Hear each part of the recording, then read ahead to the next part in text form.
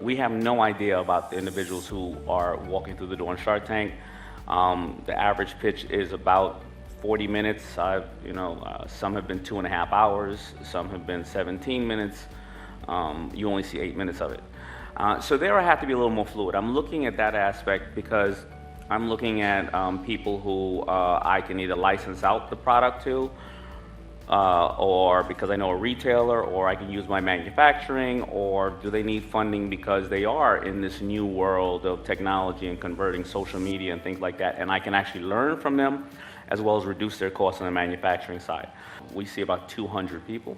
Wow. 200 companies. In each of those sessions? In either of those blocks. So you do not want to be the 100th company coming through the door in June after we're all hungover on a Friday night.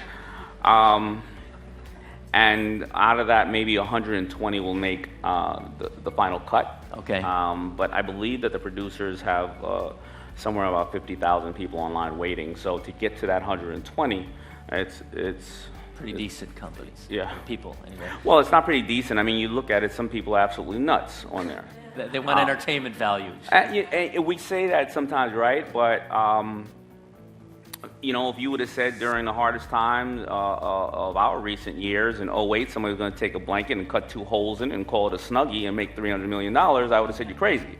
So a lot of those people come on, we think they're nuts, and they go off and do really well. So just to give you a little perspective on this, so we're early stage, meaning that our first investment is always in the seed round.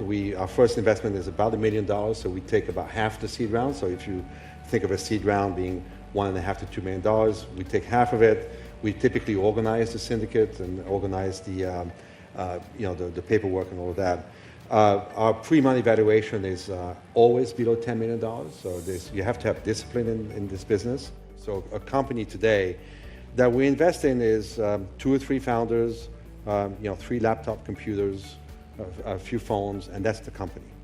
And what they're doing is that they're working on code, they're working on software that is going to disrupt something that they know about or that they feel very strongly about should happen.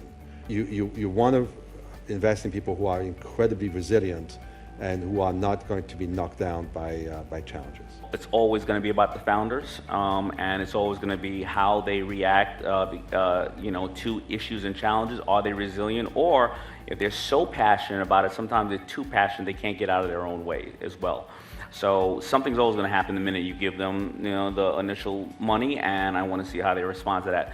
Where I do offer potential backup and/or opportunities are not necessarily in funding if I have to, but usually it's a form of licensing and/or strategic partnerships for distribution, because a lot of times they need, and I'm not heavy in tech the way he is, so a lot of times they need other forms of financing, distribution, warehousing, and things of that nature. And if I can take some of that pressure off of them so they can concentrate on what they do best and let others concentrate on the other side, then I kind of ensure a little bit more that we're going to get the product out in the right way.